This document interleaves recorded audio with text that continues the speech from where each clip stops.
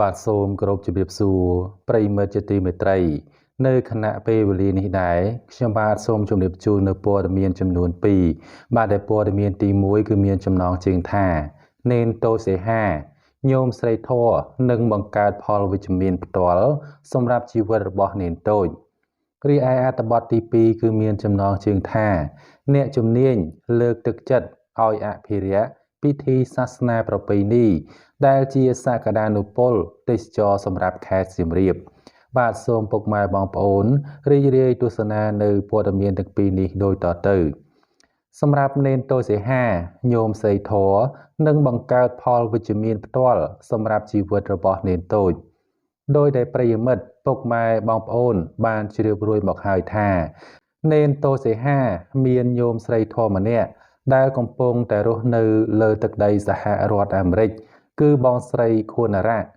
ដោយសារតែនេនតូចមានប្រវត្តិដ៏កំសត់គ្មានម្ដាយបង្កើតនៅមើលថែដូចក្មេងដទៃឡើយហើយព្រះអង្គត្រូវផ្ញើព្រះកាយតាំងពីព្រះអង្គមានព្រះជន្មជាង2ព្រះវស្សាមកម្លេះដោយហេតុនេះហើយទើបបងស្រីខួនរ៉ាបានយកនេនតូសេហាធ្វើជាកូនធរដើម្បីបំពេញនៅភាពកក់ក្ដៅដែលនេនតូចធ្លាប់បាត់បង់កន្លងមកជារឿយៗនេនតូចមានសេចក្តីនឹករលឹកនិងផ្ដល់ក្តីស្រឡាញ់ចំពោះញោមស្រីដោយទៅនឹងញោមស្រីបង្កើតរបស់ព្រះអង្គដូច្នោះដែរព្រះអង្គតែងតែរលឹកនិងចង់ជួបញោមស្រីធរជាញឹកញាប់ទៀតផងប៉ុន្តែដោយសារនេនតូចនៅស្រុកខ្មែររីឯបងស្រីរស់នៅលើទឹកដីសហរដ្ឋអាមេរិកដូច្នេះនេនតូចពុំអាចជួបជាមួយនឹងញោមស្រីផ្ទាល់ជាញឹកញាប់បាននោះឡើយពោលគឺបានជួបតែតាមរយៈសំណេររូបភាពឬវីដេអូខលតែប៉ុណ្ណោះដោយឡែកកាលពីថ្ងៃសៅរ៍7រោចខែចែកឆ្នាំម្សាញ់សប្តស័កពុទ្ធសករាជ2568ត្រូវនៅថ្ងៃទី19ខែមេសាឆ្នាំ2025បងស្រីខួនរ៉ាបានចែករំលែកសារមួយទៀតដែលសារនេះគឺជាសារមួយដ៏រំភើបសម្រាប់នេនតូសេហាដែលអត្ថន័យសារមួយនេះញោមស្រីធរបានសរសេររៀបរាប់យ៉ាងដូចនេះថាខ្ញុំនិងកូនខ្ញុំនៅសល់តែ3សប្តាហ៍ទៀតតែប៉ុណ្ណោះពីការជួបលោកតាខនសីហាហើយយើងសូមអញ្ជើញអ្នកឲ្យចូលរួមជាមួយយើងដើម្បីបង្កើតផលវិជ្ជមានផ្ទាល់ដល់ជីវិតរបស់គាត់ប្រសិនបើអ្នកចង់ចូលរួមចំណែកសូមផ្ញើការបរិច្ចាគរបស់អ្នកតាមរយៈ Visa, Sele ឬ Venmo បាទនេះគឺជាក្តីរំភើបមួយទៀតសម្រាប់នេនតូសេហាដែលជាការយកចិត្តទុកដាក់របស់បងស្រីខួនរ៉ាដែលជាញោមស្រីធររបស់ព្រះអង្គ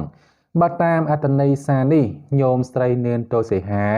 នឹងធ្វើរឿងដ៏រំភើបមួយចំនួនសម្រាប់កូននេនតូចដើម្បីឲ្យនេនតូចមានឱកាស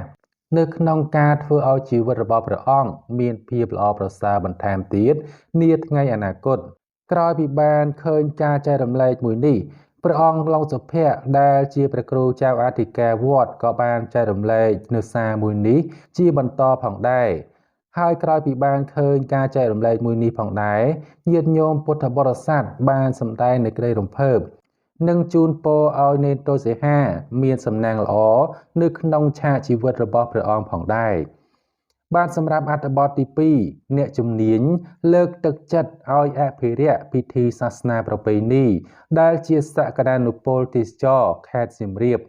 អ្នកជំនាញក្នុងវិស័យទេសចរមើលឃើញថាខេត្តសៀមរាបនៅមានសក្តានុពលទេសចរដ៏ច្រើនសន្ធឹកសន្ធាប់ទៀតលើសពីប្រាង្គប្រាសាទលោកដូចសារ៉េតអនុប្រធានសមាគមទេសចរកម្ពុជាប្រចាំខេត្តសៀមរាបបញ្ជាក់ថាសក្តានុពលទាំងនោះគឺជាវប្បធម៌ប្រពៃណីទំនៀមទម្លាប់បេតិកភណ្ឌធម្មជាតិនិងរបៀបរបបរស់នៅរបស់អ្នកស្រុកអង្គរសម្រាប់លោកដូចសារ៉េតមរតករូបិយនេះមានឥទ្ធិពលយ៉ាងខ្លាំងក្នុងវិស័យទេសចរនៅក្នុងខេត្តសៀមរាបលោកដូចសារ៉េតអនុប្រធានសមាគមទេសចរកម្ពុជាប្រចាំខេត្តសៀមរាបបានលើកឡើងថាទំនៀមទម្លាប់ប្រពៃណីវប្បធម៌និងជំនឿមិនត្រឹមតែជាធាតុផ្សំដ៏សំខាន់សម្រាប់ខេត្តសៀមរាបនោះទេប៉ុន្តែវាជាឥទ្ធិពលខ្លាំងដល់វិស័យទេសចរនៅក្នុងខេត្តប្រាង្គប្រាសាទនេះផងដែរ សម្រាប់អ្នកជំនាញទេសចររូបនេះបេតិកភណ្ឌវប្បធម៌និងប្រពៃណីដ៏ល្អផូរផង់សម្លៀកបំពាក់ជំនឿនិងកិច្ចពិធីសាសនាផ្សេងៗគឺសុទ្ធសឹងតែមានលក្ខណៈវិសេសវិសាលដែលរួមចំណែកទាក់ទាញទេសចរជាតិនិងអន្តរជាតិនិងផ្សព្វផ្សាយពីអរិយធម៌ខ្មែរទៅកាន់ពិភពលោកលើសពីប្រាង្គប្រាសាទអង្គរថែមទៀតលោកដូចសារ៉េតលើកឡើងដូចនេះថាយើងមានសម្លៀកបំពាក់ប្រពៃណីមួយស្អាតល្អហើយមួយរយៈនេះឃើញមានការចាប់អារម្មណ៍ច្រើនមានការថតរូបបែបប្រពៃណីសម្លៀកបំពាក់តាមបែបប្រពៃណីតាមតំបន់ប្រាសាទនឹងហើយជាវប្បធម៌ទី2ធ្វើយ៉ាងណាយើងចង់ឲ្យអភិរក្សរាល់ពិធីផ្សេងៗមួយចំនួនដូចជាសែននេតាឬក៏ការបន់ស្រន់ផ្សេងនៅតំបន់អង្គរចំណុចនេះយើងចង់ឲ្យផ្ដល់តម្លៃដល់ពួកគាត់អ្នករស់នៅជុំវិញតំបន់ប្រាសាទដែលមានប្រវត្តិយូរលង់មកហើយដែលគ្រួសារឬសហគមន៍របស់គាត់ធ្លាប់ប្រតិបត្តិតាមរដូវកាលដូចជាការបន់ស្រន់ស្រោមទឹកភ្លៀងជាដើមយ៉ាងណាអ្នកជំនាញទេសចររូបនេះចង់ឲ្យភាគីពាក់ព័ន្ធចូលរួម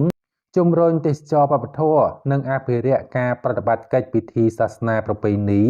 និងជំនឿនានារបស់អ្នកស្រុកឲ្យបន្តអនុវត្តដើម្បីផ្ដល់ភាពទាក់ទាញនៅក្នុងវិស័យទេសចរនិងអាចរក្សាទំនៀមទម្លាប់ប្រពៃណីផងដែរការអភិរក្សនិងលើកទឹកចិត្តដល់សហគមន៍ឬប្រជាជនដែលមានប្រវត្តិយូរលង់មកហើយដែលពាក់ព័ន្ធនឹងបេតិកភណ្ឌរបស់យើងនៅតំបន់ជុំវិញនិងលើកទឹកចិត្តឲ្យចូលរួមបង្ហាញពីអ្វីដែលជាអត្តសញ្ញាណជាទំនៀមទម្លាប់ក្នុងវប្បធម៌ប្រពៃណីដើម្បីឲ្យយើងបង្ហាញដល់ភ្ញៀវទេសចរឲ្យបានដឹងក្រៅពីការទស្សនាប្រាសាទអង្គរវត្តនិងតំបន់បេតិកភណ្ឌលោកដូចសុភ័ណ្ឌគឺបានលើកឡើងយ៉ាងដូចនេះបាទលោកនាងកញ្ញានិងប្រិយមិត្តជាទីមេត្រីនេះគឺជាព័ត៌មានចំនួន2បាទដែលព័ត៌មានទី1គឺនេនតូសីហាញោមស្រីធរនិងបង្កើតផលវិជ្ជមានផ្ទាល់សម្រាប់ជីវិតកូននេនតូចរីឯអត្ថបទទី2គឺមានចំណងជើងថាអ្នកជំនាញលើកទឹកចិត្តឲ្យអភិរក្សពិធីសាសនាប្រពៃណីដែលជាសក្តានុពលទេសចរសម្រាប់ខេត្តសៀមរាបបាទព័ត៌មានទាំងពីរនេះគឺខ្ញុំបាទបានជម្រាបជូនបានបញ្ចប់ទៅហើយបាទសូមអរគុណពុកម៉ែបងប្អូនទាំងអស់គ្នាសម្រាប់ការតាមដានទស្សនាវីដេអូនេះតាំងពីដើមរហូតដល់ចប់បាទគោរពជូនពរពុកម៉ែបងប្អូនទាំងអស់គ្នាជួបប្រទះតែពុទ្ធពរទាំង4ប្រការគឺអាយុវណ្ណៈសុខៈពលៈកំបីគ្រៀងគ្រៀតឡើយបាទសម្រាប់ពេលនេះដែរខ្ញុំបាទសូមអរគុណនិងសូមគោរពលា